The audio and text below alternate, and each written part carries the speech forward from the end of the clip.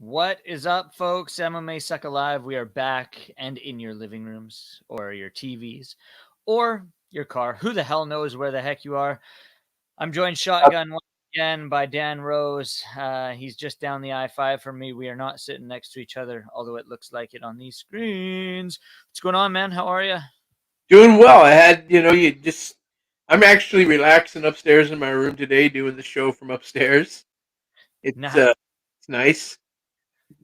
perfect. So we are just about a week removed from UFC 257. Obviously, a huge fight card. Dustin Poirier ending things off in the main event with a vicious second round TKO of Conor McGregor. Now, the memes were going crazy. We might as well dive right into that fight itself. A lot of people betting on McGregor going into this fight thinking that he was going to have his way with Dustin because of what happened in the previous fight. You know, he also was a guy who has been out of action for a little bit. He had to get back in there and feel what it was like.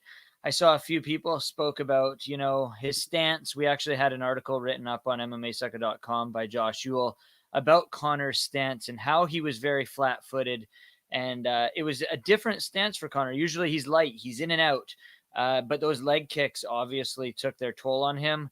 They were the beginning of the end, but it was not the kicks that ended Conor McGregor. It was a slick punch to the face that absolutely kicked his butt. What were your thoughts on the overall performance of Dustin Poirier, and were you surprised at the outcome in the end? I was surprised and I wasn't surprised. It's a tough call. I mean, if anyone who's watched Dustin Poirier advance from the time that they fought the first time, he's just an entirely different fighter now. But by the same token, so is Conor McGregor. He's not the same Conor McGregor that fought Dustin the first time either. I thought that what we saw in the first round was more traditional Conor McGregor stand up, and I thought that he had an effective first round. I thought he was good there, but like you said, the leg kicks they caught up with him, and Dustin was very diligent about landing that calf kick, and I that was saw a few people, and including one of our own. I think Kenny Lee posted it on his Twitter, and people were not up in arms by it, but they did not agree with it. And he said that if he had changed up his stance or fought against a guy like someone who was the opposite stance from him, would the inside leg kick be worse than the outside leg kick or vice versa? And I thought it was an interesting point that it's easier to check the kick from the inside than it is the outside. So what are your thoughts on that?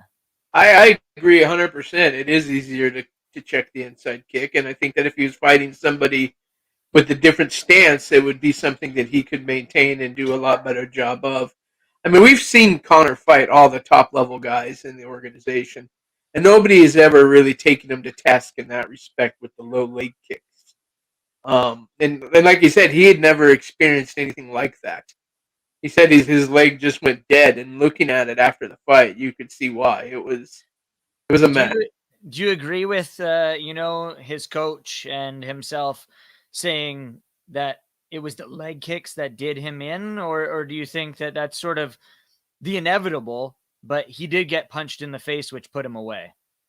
No, I think the leg kicks are what put him away. Obviously, it was a combination that finished the fight, but it was the lack of mobility that he had because of those leg kicks and the lack of the stance that he had because of those leg kicks. I think that if Dustin Poirier doesn't land those leg kicks, I think that fight might go 5 rounds, and I think it might have a different ending. But I think the leg kicks basically took everything that Conor McGregor does well and took that away from him.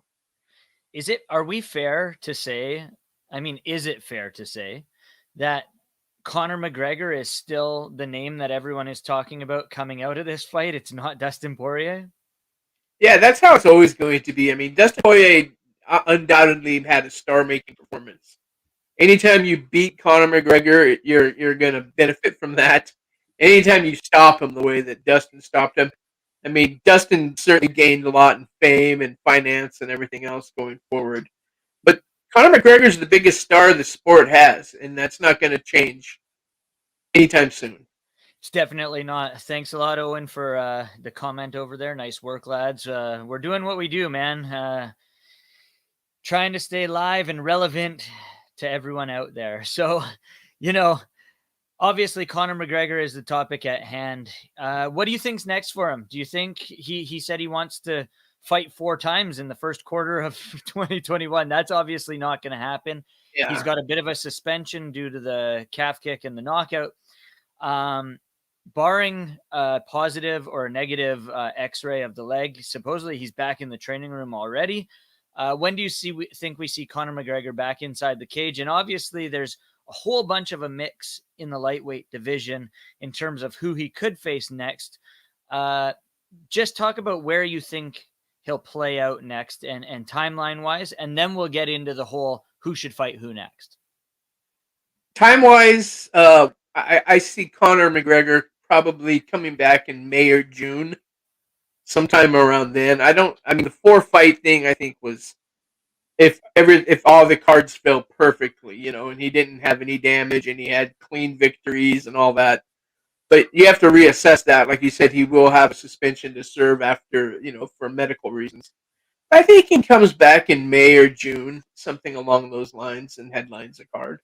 Yeah, I was thinking summer, like June, July, August kind of thing. A little later in the middle of the year. But now, who do you think he faces? Because that's the question at hand. Obviously, Poirier threw out Nate Diaz's name.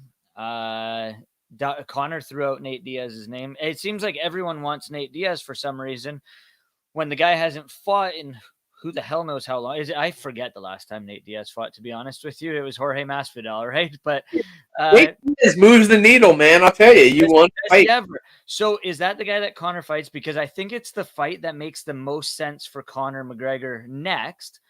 Yeah. I don't think they do Dustin Conor again right away. I think that fight has to be worked out. I think we see Michael Chandler. It's tough to say who we put him against. It'd be fun to see him fight a guy like Justin Gaethje just because they're both winging heavy mitts. How do you see this playing out? Who do you see Conor McGregor fighting next, and where does Dustin Poirier go in the grand scheme of things? I think that what Conor McGregor wants and what Conor McGregor are going to get are going to be two different things. I think the UFC and specifically Dana White are going to be very careful with Conor McGregor's next fight. It needs to be somebody that Conor McGregor should beat. You don't want to get your biggest star in the world back-to-back losses. I think Nate Diaz is the. Is he not 1-4 in his or 1-2 in his last 3 fights? Yeah, I guess he is. That's a good point. Khabib Nurmagomedov beat him. Yeah. I think Conor McGregor, his next fight, Nate Diaz makes a lot of sense. I think in terms of the rest of the lightweight division, I think Dustin takes a little break, and I think maybe a fight that makes sense to me would be Chandler and Oliveira. And the winner of that maybe fights, and of course Justin Gaethje's out there as well. I don't know, to be completely honest with you, what the answer is right now. I just know that Dustin Poirier is the uncrowned champion. It's whatever moves the needle, right? It's whatever is going to make the most sense money-wise for the UFC.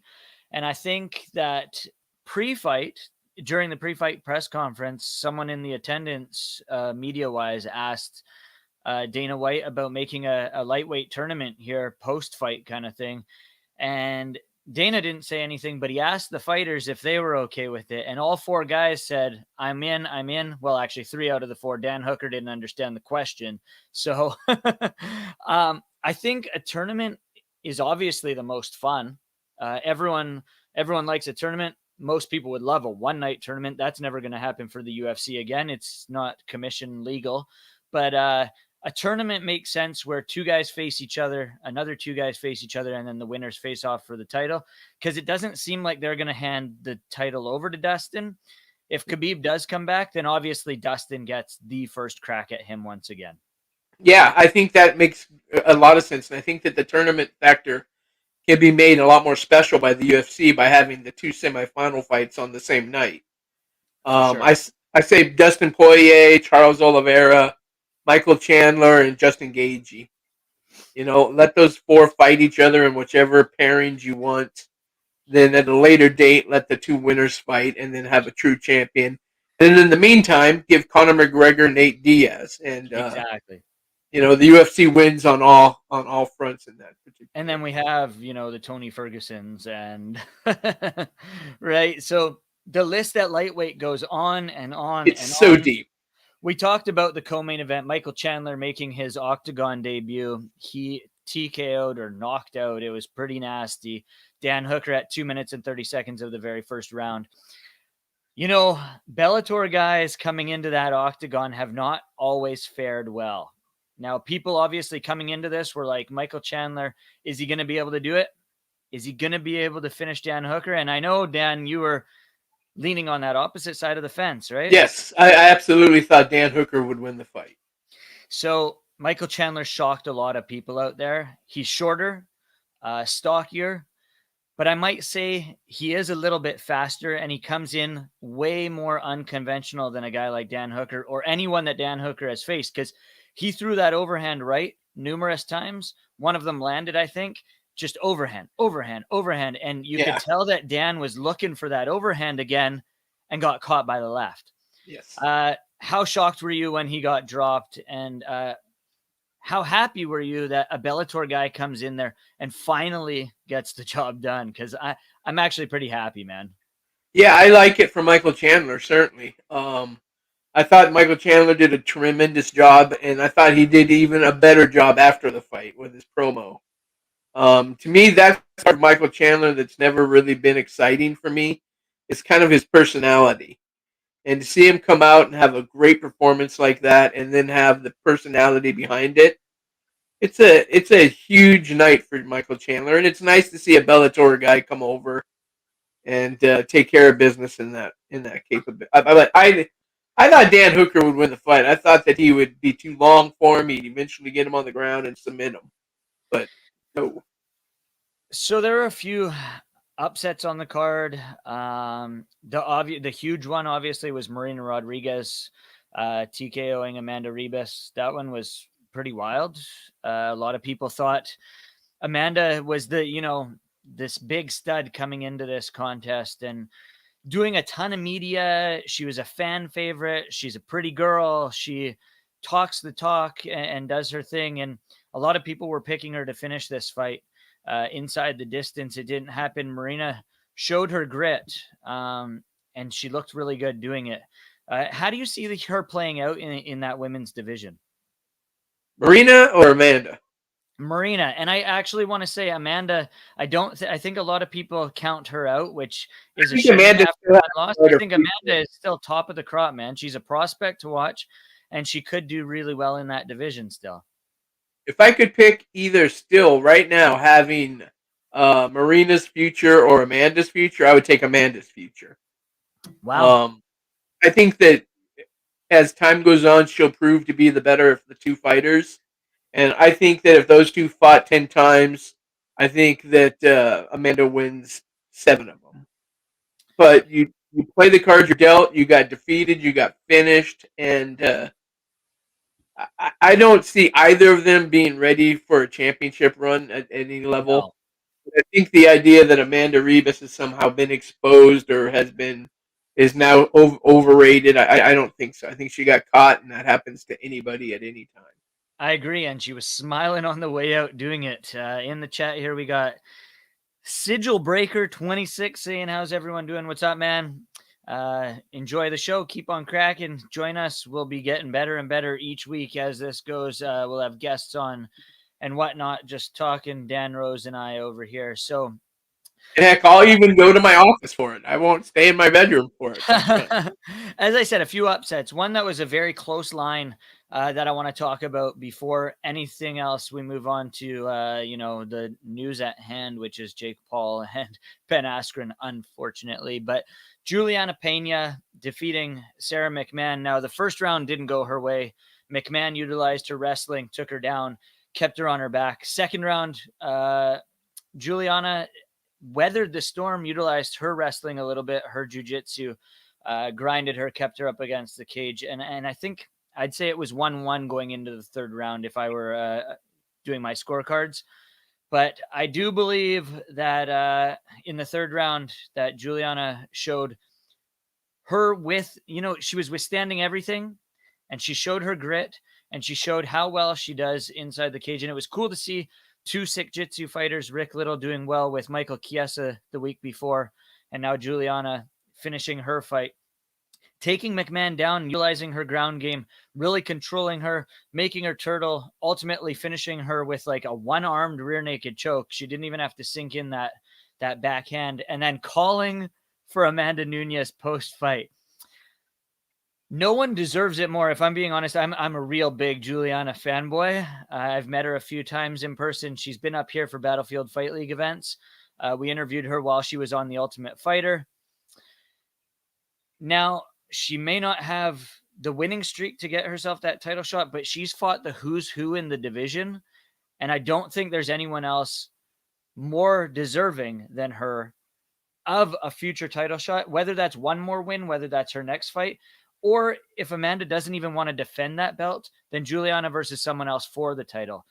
Do you believe that Juliana deserves a shot? And do you believe that she could be next in line or at least one fight away from a title? I don't think she's next. I think that she's going to have to fight like an elimination fight to get into a title shot scenario. But I think that if you look up and down the division, she's capable of beating anybody there. And I was very impressed with what she showed on Saturday night against who'd she fight? Sarah McMahon. Sarah McMahon. She's totally left my head. And to come back from the first round that she had lost, and then to come back and I think kind of turn the tide in the second half of the second round, and then in the third round she was just dominant and just I was very impressed with her. I think maybe she should cool it on the Amanda Nunes and saying that she's ducking her. And I mean, come on, it's Amanda Nunes. She doesn't duck anybody. Do you believe she comes back to the division and defends the title? Like when? I do. Yeah. Yeah, So, I don't see why she wouldn't. No, exactly. And Juliana's, I mean, she lost to Valentina Shevchenko and Jermaine Durandamy. Like, arguably Monsters. two of the best, like two studs. You know what I mean? There's no one else that she needs to fight. I mean, the division is needs some other contenders in it, and it's nice to see Juliana in that sort of spot. Nate Freeman, writer over at MMASucka.com, commented about the last fight that we were speaking about, Marina Rodriguez and Carla Esparza rematch. That's an interesting fight because, you know, styles make matchups, and Carla Esparza, we know, is a gritty, grindy wrestler. She will trade on the feet when she has to. But that's a fun fight, actually. Yeah, I'm not mad at that at all. I would watch that for sure. I would not say no to that fight. I like that fight quite a bit, Nate. Thanks for throwing that up there. Anything else on UFC 257 fight card you want to talk about, Dan, or let's move on to this? Yeah, we can move on. I would like to say that I was very pleased with Joanne Calderwood's performance. Yeah, and, it's nice to see her pick up a victory. It is. Such a great person, there, right? Yeah. So. Great person, great fighter. Just I'm always happy when she does well, and so I was happy to see her win. Not necessarily at Jessica I's expense, because I like her as well. Since moving to Vegas, though, you can tell that she's really put in work. And Coach Wood, her fiance, they definitely mesh well. Not only obviously in the bedroom, but they mesh well inside the gym as well. So congratulations to them. But yeah, moving on. As you can see on the ticker, Ben Askren will actually fight Jake Paul.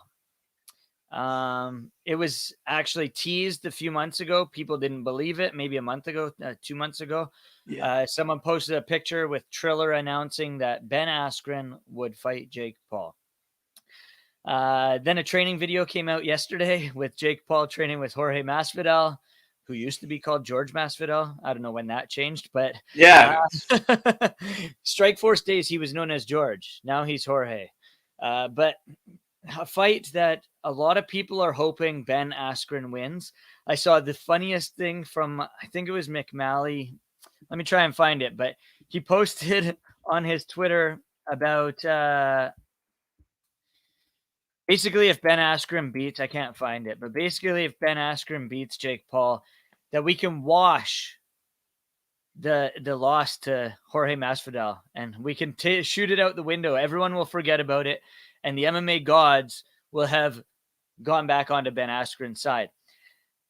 We've seen Ben Askren stand up. Now, Jake Paul has only fought, obviously, these sort of exhibition fights. Yes, he has a title for his first fight against whatever. It doesn't matter. But he's knocked out Nate Robinson. He knocked him down, basically knocked him out 3 times. Nate Robinson is an all-star basketball player. He came from the NBA. He is not a boxer. Ben Askren has been inside the cage with the best of the best, and I don't know why, but I'm still worried for him in this fight for some odd reason. Talk to me, Dan. Change my mind. Tell me Ben Askren is going to beat Jake Paul. He's not. Oh my God. I don't this is the fight that literally nobody was asking for. Well, no, because Logan Paul versus Floyd Mayweather is the fight nobody was asking for. So I would rather watch that. At least then you know Logan Paul's going to get smacked. I mean, Ben Askren, I am a Ben Askren fan. I've always liked him. He won me over with the videos he did with Chase Hooper. I thought those were hilarious. This fight makes zero sense. It's a striker. I mean, say what you want to say about Jake Paul. He's not a next level talent boxer by any stretch of the imagination yet, but he's training to be a boxer, and he has some boxing skills to his credit. It's not a smart fight for Ben Askren. It's got to be a money grab. I don't like anything having to do with it. I'm not gonna talk about it. I am unfortunately gonna watch it. But yeah, it's just not a good situation for anybody. No, I don't know what it does for Ben other than a payday, to be honest with you. Yeah. It doesn't make sense. That's exactly all it is he wants to get paid. I don't know. I don't see the reason for it, to be honest with you. No, there is no reason for it. There's nothing. It's not like he's gonna use it to springboard into his boxing career. I mean, this has got to be one and done for Ben Askren. It's got to be just pick up a check and who knows, maybe I'll smash this kid. But yeah, I wouldn't be mad if he did. It'd be nice to see, but the thing is I don't see many punches happening in this fight because I think every chance he can get, he's just going to clinch him. I think he's going to tie. I mean, if you watch the Paul fight versus Nate Robinson, and Nate Robinson, like you said, is a former NBA basketball player, college football player at the University of Washington. Tough little guy. But every time they came within arm's reach of each other, Nate grabbed hold of him. And that's somebody who can't wrestle their way out of a wet paper bag. Do you think that Ben Askren's not going to grab a hold of him? It's going to be the worst thing any of us have ever watched. What do you take of Jake Paul training with Jorge Masvidal? I think it's just fuel to the fire. I think it's just more insulting. Again, I don't know. I don't understand Jorge George Masvidal anymore. Ever since he flipped and went pure Republican and Team Trump, and now he's training Jake Paul to beat up someone that he'd already beat up. I don't get it. Yeah, I don't know. I don't really get it myself either. I think like you said, fuel to the fire for sure. I actually think that it's more so just for video purposes. I don't know how much they're actually training together. I can't. I think, like you say, I think it's just fuel to the fire and sort of trying to get into Ben's head a little bit more than anything else. I mean, I can't imagine what else it could be. This whole thing is baffling to me. 100%. Mike Tyson and Roy Jones Jr. at least made sense. They were both at one point professional boxers. Exactly. All right. Moving forward tonight, we've got LFA 98. You will be covering that event for us, Dan. Talk us through the fight card a little bit. Let us know what fans can look out for, if there's anything exciting on the card, and maybe what you're predicting for fight of the night in that one. It's a pretty solid fight card. LFA has been doing. I've been covering all of their events recently, and we're coming right up on LFA 100. Tonight is LFA 98, and the main event features a pair of middleweights that are both really talented fighters. And I did an article earlier this week. You can share it if you'd like. I gave some predictions on who I thought were going to win different fights, but in the main event, Bruno Oliveira is fighting against Josh Frim. That's a good fight. I like Josh to win it, but then combined, I think they're like 14-3. And then in the co-main event, JJ Okanovich is fighting Lucas Clay, and they're combined 13-2. So if you ask me who I think's fight of the night, I think it's the JJ Okanovich fight. But yeah, it's a stacked card. LFA. One thing that you can say that they do really well is keep the action moving. When you watch LFA, there's no place between fights.